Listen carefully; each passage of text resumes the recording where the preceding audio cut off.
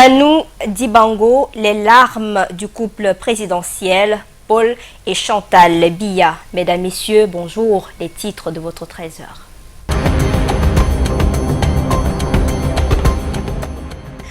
Paul Biya célèbre Manu Dibango. C'est par un tweet et un courrier que le chef de l'État camerounais a adressé ses condoléances à la famille proche de Manu Dibango et à la communauté Sawa à laquelle l'artiste était tant attaché, précise le président Paul Biya. Covid-19, 70 cas, les médecins se prononcent en faveur de la chloroquine. C'était lors d'une conférence de presse donnée hier à Yaoundé, rassemblant médecins, chirurgiens, dentistes, pharmaciens. Ils se sont prononcés pour la thérapeutique relative à la chloroquine.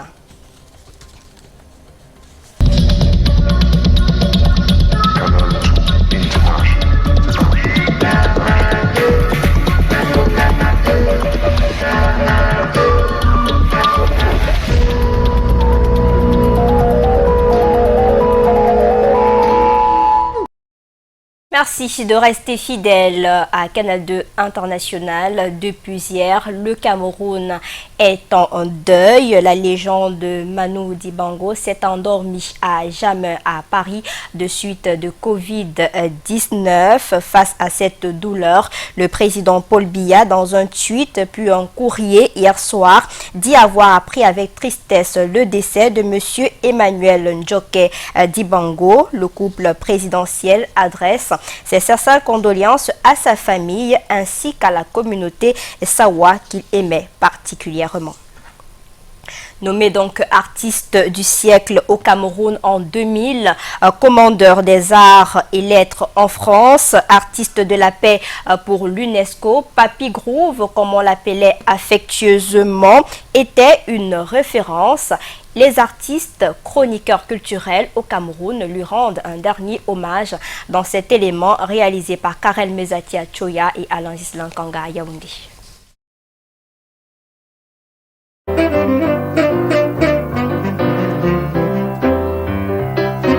Le célèbre Manu Dibango, l'homme saxo, quitte la scène, mais les notes de ses belles mélodies bercent encore les mélomanes du monde entier.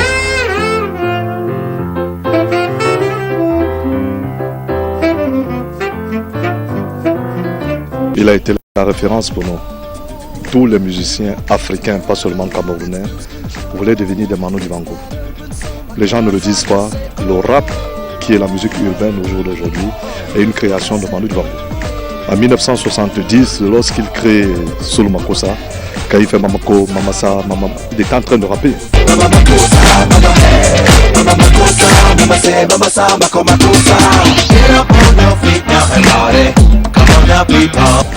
Aujourd'hui, c'est repris par tout le monde entier. On attribue soit à l'Occident ou bien aux États-Unis, mais ça vient de Manu Dibango.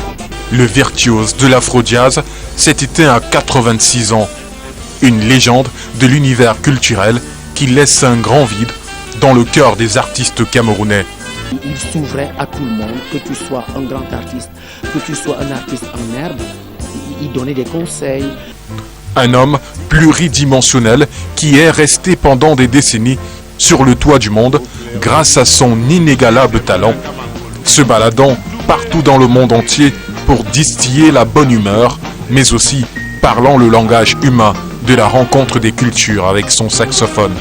Chaque fois qu'il s'exprimait, il y avait toujours un petit mot d'oie là, quelque part, pour ne pas perdre la langue maternelle, pour rendre hommage au bercail. La simplicité et l'humilité de ce géant qui a choisi de 1960 au 24 mars 2020 de garder son passeport vert camerounais ont marqué plus d'un. Le grand Manu s'en est allé, mais le souffle va continuer à propulser sa vie tant qu'on l'écoutera.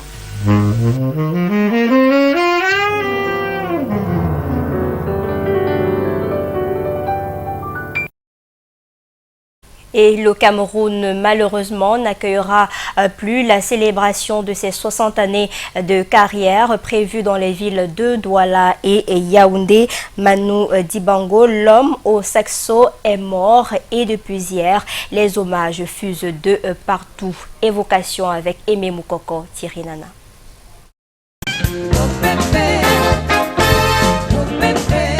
Immortel, c'est peu dire Pour qualifier l'artiste, Pépé Manu Dibango, comme l'appelle affectueusement, plusieurs grandes icônes de la musique camerounaise et africaine. En faisant économie de son palmarès qui n'est plus à présenter aux yeux du monde, Gaël Wondje garde le souvenir d'un homme d'exception sur la scène. C'était quelqu'un d'extrêmement professionnel. Il n'y avait pas d'improvisation sur scène. Il n'y avait pas. C'est un homme, tout était carré, la répétition toujours, tout était répété, répété et répété. Vraiment très professionnel. Mais effectivement, ce qui faisait cette petite magie, c'était juste lui, tout simplement. C'est-à-dire le simple fait que ce soit Manu Dibango sur une scène, il avait toujours le mot bien placé. Lors d'un séjour dans sa résidence à Champigny, région parisienne, Gaël découvre un homme de cœur qui lui a donné la force dans sa carrière personnelle et avait un amour pour les plantes et le marimba, cet autre xylophone de la famille des balafons. Sa magie première, c'était le saxophone, comme s'en souvient Desto Peller, Gauthier François, lors de ses 40 ans de carrière. Manon a accepté de parrainer cet événement. Et attention, il ne m'a pas demandé un cachet. Il jouait, il s'amusait avec son saxophone. Il dansait avec son saxophone. Il connaissait tout faire avec ce saxophone. Il connaissait le manipuler. Donc c'était là sa magie. Une autre étoile, longtemps ambassadeur pour les causes qui boostent le potentiel des hommes comme le travail et la persévérance, s'en est allé. L'Afrique a besoin d'images de toute façon. On n'est pas toujours là en train de tendre la main. Il faut aussi soi-même de faire un effort et que pour les nouvelles générations, qu'on sache que si on travaille, parce que la valeur du travail, le mot travail, n'est pas assez valorisé. Le saxophone n'a pas eu raison de son souffle de vie, mais la maladie si. Quand il vient de l'Europe, il est toujours avec sa famille, quoi. Il était toujours avec sa famille. C'était un grand homme au grand cœur. À jamais restera gravé dans nos mémoires son amour, sa simplicité, son rire. À votre suite, Aimé Moukoko, le ministre des Arts et de la Culture, dans un communiqué rendu public hier soir, annonce la disparition de cette vedette mondiale, chef d'orchestre et saxophoniste émérite Manu Dibango. Pierre Ismaël Bidonkwad salue l'œuvre immense de ce patriote, un héros au talent mémorable qui a honoré son pays pendant plus de 60 années avec dynamisme, dénouement et abnégation sans faille.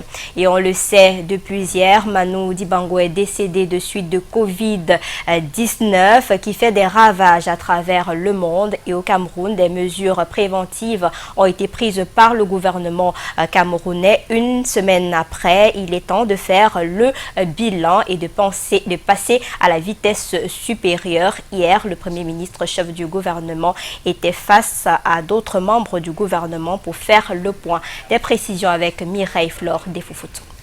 Une semaine après la prise des premières mesures, le chef du gouvernement fait une autre sortie ce 24 mars. Dans le cadre d'une réunion du comité interministériel chargé d'évaluer la mise en œuvre du plan gouvernemental de riposte contre la propagation de la pandémie coronavirus. Ceci après le constat selon lequel plusieurs personnes refusent d'observer des mesures de restriction sous quelque prétexte que ce soit. C'est pourquoi, sur très haute instruction du président de la République, les mesures de restriction qui ont été prises le 17 mars dernier dans le cadre de la mise en œuvre du plan de riposte contre le coronavirus seront désormais appliquées avec la plus grande rigueur et les contrevenants seront sanctionnés. C'est en substance les résolutions de cette réunion interministérielle. Le Premier ministre a tout fait de rappeler également l'article 260 du Code pénal qui punit d'un emprisonnement de 3 mois à 3 ans celui qui, par sa conduite, facilite la transmission d'une maladie contagieuse ou dangereuse, comme c'est le cas en ce moment en ce qui concerne le coronavirus. Déjà, 70 cas enregistrés au Cameroun en date du 25 mars 2020. Hier à Yaoundé, c'est plutôt l'Ordre national des médecins du Cameroun qui se prononce finalement sur les comportements à adopter pour se mettre à l'abri du Covid-19 face à la presse hier dans la cité politique. Ces professionnels de la santé évoquent le protocole thérapeutique basé sur la chloroquine. Karel Mezatia Choya et Alain Gislan Kanga. Existe-t-il un protocole thérapeutique contre le Covid-19? À cette question, le président de l'Ordre national des médecins du Cameroun apporte une réponse. Mais restez chez vous, travaillez par vidéo, conférence ou je ne sais rien. Évitez les attroupements, les lieux de regroupement tels que les bars, les restaurants, les levées de corps et j'en passe. Évitez tout contact avec les autres. Respectez la distance de sécurité que vous ne respectez plus là. Se laver régulièrement les mains et les désinfecter. Tousser et éternuer dans le pli du coude. Évitez de se toucher les yeux, le nez, la bouche. Pour les enfants, la fermeture des écoles ne veut pas dire les envoyer jouer au football dehors. Non. Ou les envoyer en vacances chez les grands-parents. Non. Ils doivent rester à la maison. Pour le moment, seul le traitement symptomatique de cette maladie virale administré au sujet atteint. Le protocole de chloroquine, qui a marché sur des cas limités en France, est encore en étude. La France, pour ne pas la nommer, a permis il y a 2 jours ou quelque chose comme ça, que d'autres hôpitaux l'implémentent. De toute façon, dès que ce sera fait, évidemment, nous allons prendre le train en marche et je pense qu'on l'introduira dans notre protocole thérapeutique. Des essais qui n'interviennent en aucune manière à titre préventif mais curatif. Seuls les sujets malades sont concernés. Ce n'est pas que chacun va acheter, garder à la maison, manger comme les arachides. Il y a déjà les cas de toxicité parce que ces médicaments ont les effets indésirables. Donc, il ne faut pas garder à la maison pour prévenir. Vous connaissez bien ce qu'il faut faire pour la prévention. En attendant, il est fortement recommandé à tout un chacun de faire preuve de civisme en suivant scrupuleusement les consignes du gouvernement. Et depuis ces consignes du gouvernement, comment se comportent les habitants de Son-Mélima avec ce bouleversement de comportement sur le terrain?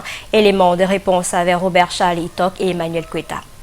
Depuis les 13 arrêtés au sujet de cette pandémie qu'est le coronavirus, les habitudes des uns et des autres ont changé. Ceci se caractérise par le temps mis par les parents avec leur progéniture. Ceux-ci apprécient la décision du gouvernement. La réaction du chef de l'État n'est que salutaire, car voyez-vous, partout dans le monde, les dispositions étaient déjà prises au plus haut niveau des États du monde pour justement repousser le plus loin cette pandémie. Certaines entreprises se sont arrimées à la réglementation et aux règles de prévention. Avec les clients, pour un départ, il est question qu'on les sensibilise. Raison pour laquelle derrière moi, vous allez voir, chaque client qui arrive doit se nettoyer les mains. Les enfants ne sont pas de reste sur le danger qui menace le monde. On ne doit plus saluer, on ne doit plus embrasser les gens. On doit seulement dire bonjour et on passe nos routes.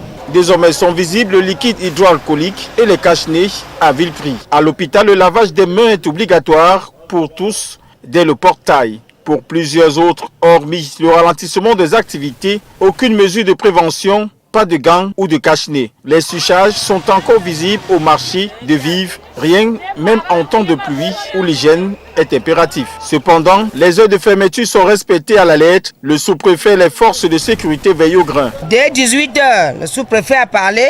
Dès 18h, tout doit être fermé, le marché doit être libéré. Tout le monde doit être chez lui. Pour l'instant, aucun cas signalé dans la ville, même si des salles d'isolement sont déjà apprêtées. À Edéa, dans la Sanaga maritime, aucun cas de coronavirus n'a encore été enregistré. L'heure est à la vigilance et au respect des règles d'hygiène prescrites donc par le gouvernement et l'OMS. La Ville Lumière vient d'abriter une réunion coordonnée par les services de santé pour faire le point sur cette maladie. Christian Bock. Se faire dépister au préalable, éviter les regroupements de personnes et déclarer auprès des autorités ou des services de santé les plus proches des personnes suspectées d'être malades. Réunis à Edéa, les experts de la santé du département de la Sanaga maritime réfléchissent sur l'encadrement des populations si jamais un cas de malade atteint du Covid-19 serait dépisté. Le personnel de l'hôpital et les usagers de l'hôpital, les mesures, les barrières qui ont été mises sur pied pour que les malades ne soient pas confinés, qu'ils soient sur des bancs relativement espacés. Il y a le lavage systématique des mains à l'entrée de l'hôpital. Au-delà de toutes ces mesures, l'élaboration des supports de communication pour les malentendants et la sensibilisation de proximité par des agents recrutés par les communes de la ville ont été aussi inscrits à l'ordre du jour. Hommes de médias, religieux, forces de maintien de l'ordre et les exécutifs communaux de la ville d'Edéa ont été édifiés sur la pandémie. C'était également d'envisager, nous savons que ce combat n'est pas le combat d'une personne, mais c'est le combat de chacun d'entre nous qui doit se sentir concerné et par la même occasion mobiliser les forces vives de notre ville, les administrations, de toute personne qui veut s'inscrire dans cette dynamique pour apporter sa contribution. Pour l'heure, en Sanaga-Maritime, si l'on n'a pas encore enregistré un cas de malade du coronavirus, les responsables de la santé de la ville de Déa restent tout de même vigilants. On a pu isoler une salle de 4 lits qui devrait recevoir les premiers cas alerte, même les cas suspects, et nous sommes en communication étroite avec le Douala. Un appel est donc lancé aux populations de la ville Lumière au strict respect des mesures prescrites par l'Organisation mondiale de la santé et le gouvernement camerounais. En Ngaoundéré, dans la région de l'Adamawa, place aux classes virtuelles pour suppléer la fermeture des écoles et grandes écoles au Cameroun, notamment à l'université de Ngaoundéré, précisément au département de géographie qui reste opérationnel via des cours en ligne. Des précisions avec Eric Ngeli. Ils se signalent dans leur salle de classe virtuelle par des émoticônes. Il est 10h ce 24 mars. Le professeur Michel Tchotswa a 2 heures de cours en ligne avec les étudiants de master de recherche en géographie. La particularité de cette façon d'enseigner, c'est qu'il faut déjà que les étudiants soient en possession du support de formation au moins 3 jours à l'avance. Question pour eux de bien se préparer, de lire. Connectés via la plateforme WhatsApp, ils sont 150 étudiants inscrits, dont Saïdou, qui reçoit ses enseignements via un téléphone. En plus de support numérique que le professeur nous donne, on peut aussi faire la reprographie allant dans une photocopieuse et tirer pour garder comme support physique. Confiné chez lui à la faveur des 13 mesures du gouvernement camerounais en vue de lutter contre la pandémie du Covid-19, le chef de département de géographie de l'université de Ngaoundéré organise des cours du niveau 1 au doctorat. Pour les étudiants de licence 1, compte tenu du nombre, on les répartit en groupes et le cours est distribué dans les différents groupes. Donc les 2 problèmes majeurs, c'est l'électricité et la connexion. Ça vient, des fois ça peut nous lâcher en cours de route, en pleine séance, et vous êtes obligé d'arrêter. Chaque niveau d'études a un emploi du temps et une charte permet de garder la rigueur et la discipline d'un cours en présentiel. Nous étions confrontés à un problème infrastructurel. Notre plus grande salle de classe étant de 100 places, alors que nous avons au minimum, en 2017, là, près de 1000 étudiants au niveau 1. Il fallait, n'est-ce pas, inventer quelque chose. Et cela vaut pour les évaluations. On paramètre de telle sorte que quand l'étudiant finit son évaluation, le résultat s'affiche directement. Des idées et de petits moyens, le fonctionnement du département de géographie de l'université de Ngaoundéré n'est pas grippé, malgré la fermeture des universités camerounaises. Et pendant ce temps, le directeur de l'école publique de Minta dans le département de la Haute-Sanaga a lui aussi trouvé une manière d'occuper utilement les élèves pendant cette suspension de cours. On découvre ensemble dans cet élément réalisé par Mireille Flore Defofotso et Roméo Tignan. Désormais, les journées de Roger Zé sont différentes. Le directeur de l'école publique de Minta, depuis la fermeture des écoles, a trouvé une autre manière d'occuper ses journées. Au moment où la décision tombe, nous étions en pleine évaluation. Déjà, c'était le CEP blanc et puis l'évaluation de fin de trimestre. Ça nous a beaucoup gênés. En plus de faire les courses pour sa maison, il va de temps en temps à son bureau. On ne sait pas à la rentrée, est-ce qu'il faudra relancer le CEP blanc, est-ce qu'il faudra programmer un autre examen blanc, que l'administration continue.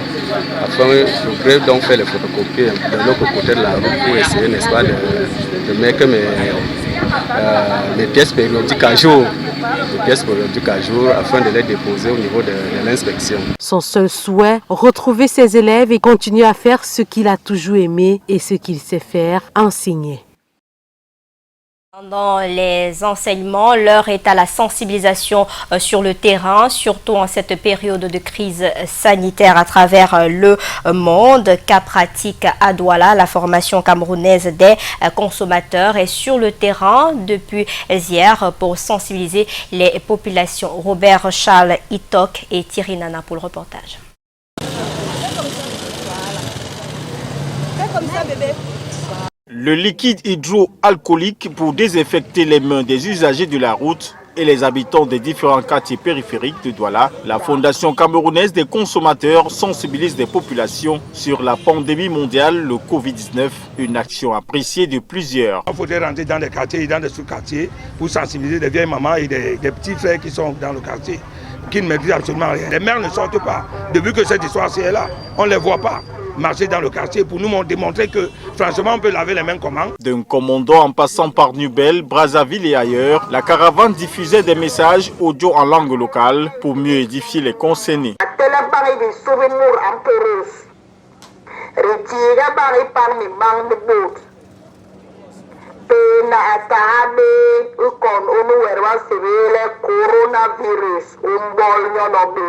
Par cette action, la Fondation camerounaise des consommateurs entend lutter efficacement contre la propagation du coronavirus qui tend à faire son chemin dans la société camerounaise. Nous sommes là dans les quartiers populaires pour leur dire de respecter les consignes édictées par le ministère de la Santé et l'OMS. Une distanciation de 1 mètre. On ne doit pas avoir de contact physique, pas se saluer. Toujours laver les mains chaque heure ou bien utiliser une solution hydroalcoolique. Nous allons communiquer ce message en langue vernaculaire, en Bassa, en Ewondo, en Beti, en Aoussa, pour que tout le monde puisse être parfum de cette information capitale. Ne dit-on pas que la répétition est la mère de l'éducation? Répéter les gestes qui sauvent peut accentuer la prise de conscience salutaire. Et avec cette pandémie sur le terrain, les activités économiques prennent un sérieux coup à Tchang, dans la région de l'Ouest Cameroun.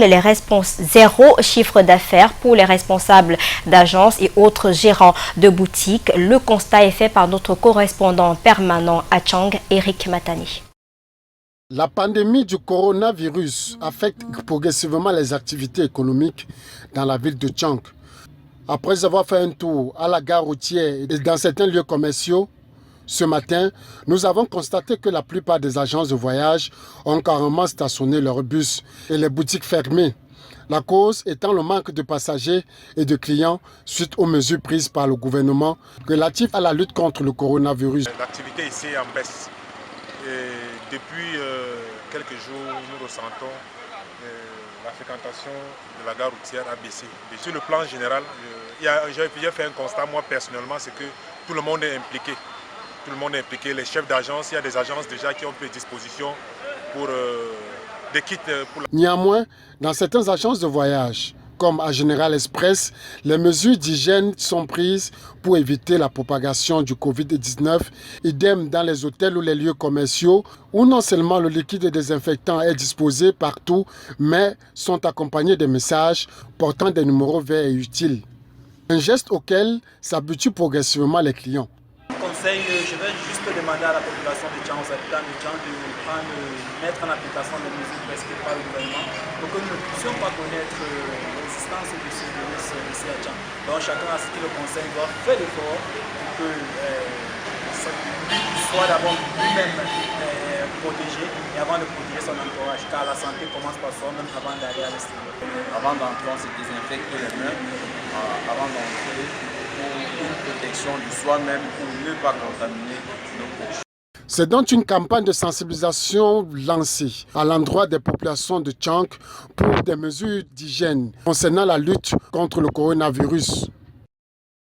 Pour être tout à fait complète avec l'actualité liée au coronavirus au Cameroun, dans le cadre de la lutte contre la propagation de la pandémie coronavirus, le ministre des Transports, Jean-Ernest Masséna Galé-Bibéé, a pris un certain nombre de mesures pour les acteurs du secteur des transports urbains, interurbains, urbain et rural. Moto-taxi 2 places, y compris celle du conducteur. Taxi 4 places, y compris celle du chauffeur. Bus 50 places, 20 places pour les bus de 35 places.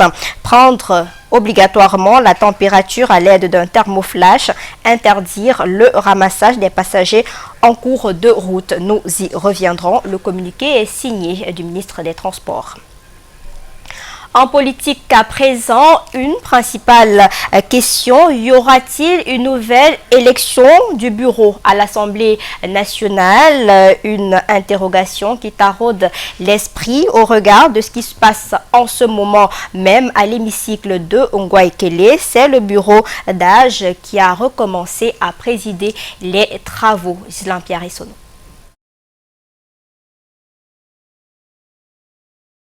On va peut-être vers une nouvelle élection du bureau de l'Assemblée nationale. Les supputations vont bon train du moment où la session ordinaire de mars s'est ouverte sous la présidence du bureau d'âge, comme avant l'élection du bureau lors de la session de plein droit. L'image de l'ouverture de celle-ci aura été l'embarras du premier vice-président Hilarion Eton. Ce qui plonge chacun et tous dans l'expectative.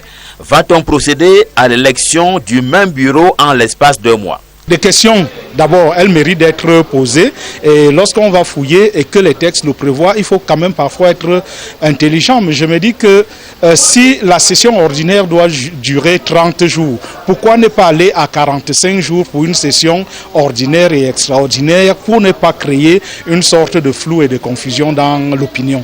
En réalité, ce qui se passe là, c'est en fonction des différents articles qui font partie intégrante du règlement intérieur, à savoir les articles 17, 18 et 19 du règlement intérieur. Il fallait une compétence pour convoquer une session ordinaire, rendue obligatoire et inaliénable par la Constitution. Mais l'article 18 du règlement intérieur de l'Assemblée nationale rend définitif le bureau s'il est élu au début de chaque année législative. Il était normal qu'après une élection législative, à la suite de la convocation d'une session de plein droit, que l'on procéda à l'élection d'un nouveau bureau. Maintenant, la coïncidence veut que cela se produise au mois de mars. Et vous savez que les élections du 9 février dernier étaient la conséquence d'un report des élections. C'était le deuxième report. Et donc on pouvait parler au-delà. Et donc la coïncidence veut que cela se passe pendant le mois de mars. Et bien que les gens ne soient pas surpris, ce n'est que le respect des textes, de nos textes en réalité. Rien n'est définitif, hormis la menace du coronavirus. Dans le registre des faits de société à présent, peur dans la cité. Les habitants de Bouéa ont été envahis hier par des eaux après de fortes précipitations qui ont inondé une partie de la ville. Vous pouvez l'apercevoir dans les images à l'instant. Pas de perte en vie humaine, mais des dégâts matériels importants. Les autorités étaient sur le terrain pour superviser les opérations de sauvetage. Nous y reviendrons dans nos prochaines éditions. Et toujours en rapport avec des faits de société, on nous annonce à l'instant une grève des employés de Longchain Company, ici même dans la ville de Douala, une entreprise chinoise faisant des chaussures en plastique. De nombreux droits des employés en question. Et on va tenter d'aller retrouver sur place à Douala notre reporter Yasser Trésor Tanon. Bonjour Yasser. La situation est très tendue ici à la zone dite Bassa, c'est dans l'arrondissement de Douala 3e. Et je suis devant une entreprise chinoise qui s'appelle Longchain, qui excelle dans des chaussures en plastique. Et j'ai le personnel qui depuis quelques jours manifeste par rapport à un certain nombre de droits qui ne sont pas respectés ici. J'ai avec moi l'un d'entre eux qui va s'exprimer sur la question. Alors, qu'est-ce qui se passe concrètement ici ce matin? Oui, nous avons un problème avec la société Longchain depuis 1 an et notre dossier est partout au commissariat ainsi qu'à l'inspection de travail de Bonanjo. Et jusqu'à nos jours, on n'a jamais vu avoir une suite favorable à notre situation. Oui, normalement, nous réclamons notre droit, les indemnités de transport, les congés non payés, les heures supplémentaires non payées. Et jusqu'à là, la société est en train de déplacer, d'aménager pour aller dans un autre endroit sans pouvoir nous dédommager de nos droits que nous réclamons. Oui, c'est là. On ne peut plus. Ok, voilà la situation ainsi présentée Lille. Et il faut savoir que les éléments de la gendarmerie sont sur le terrain. Ils ont un tout petit peu dispersé les manifestants. Nous n'avons pas pu accéder à la direction de cette entreprise qui, pour l'instant, est un tout petit peu séquestrée, selon moi, d'après ce qui se passe, puisque personne ne doit sortir, selon les manifestants, ainsi même que les camions, jusqu'à ce qu'une solution soit trouvée à leurs problèmes. Depuis la zone Bassa, dans l'arrondissement de Douala 3e, Yasser Trésor Tanon pour Canal 2 International. Merci Yasser de suivre pour nous cette actualité. On va rester toujours en société. Fin de parcours pour une bande de 6 braqueurs armés. Ils ont été présentés hier à la presse dans la ville de Douala par le commandant de compagnie de Douala à Premier. Des précisions avec Yvonne Katinken, Stéphane Binac. 6 citoyens camerounais interpellés par le commandant de brigade terre. Ils sont des récidivistes ayant reconnu les braquages pour lesquels ils ont été interpellés. À leur actif, ils reconnaissent les actes ci-après. Braquage des ressortissants indiens à Douala au courant du mois de décembre 2019 où ils emportent 40 millions. Tentative de braquage des ressortissants chinois au mois de février 2020 à Bali, au lieu dit MRS. Braquage d'un domicile au quartier Village au courant du mois de décembre 2019, ils emportent 5 millions. Braquage d'un domicile à Bonamoussadi au courant du mois de novembre 2019, ils emportent 5 millions. C'est depuis février 2020 qu'ils sont recherchés.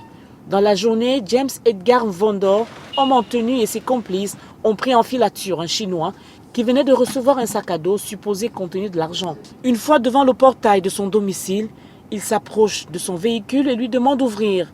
La victime refuse d'obtempérer et parvient à s'échapper. La brigade de Bonanjo, alertée, arrive aussitôt. Les braqueurs vont prendre la clé des champs, oubliant avec eux un téléphone qui va être exploité. Grâce à mon téléphone, on a pu récupérer un membre de ma famille. À partir du membre de ma famille, c'est ma famille qui a alerté là où je me trouvais. Donc quand ils m'ont pris, j'étais obligé de cracher tout le morceau. Après de nombreuses investigations, 6 membres de la bande sont arrêtés. Ce matin donc à Douala, ils sont présentés à la presse comme étant une bande très dangereuse, au sein de laquelle on retrouve un homme en tenue et des repris de justice. Certains de leurs coéquipiers courent toujours, notamment le nommé Mvondor alias Jésus, recherché pour avoir assassiné un mototaxi avec une arme de guerre. Pour l'heure, ils ont tous été conduits devant le commissaire du gouvernement. Et c'est la fin de ce journal. À l'édition, notre stagiaire Samuel Baïha, coordonné à Yaoundé par Rodrigue Tongue, équipe technique Martial Tala, Thierry Camto. J'aurai le plaisir d'être des vôtres demain à 13h.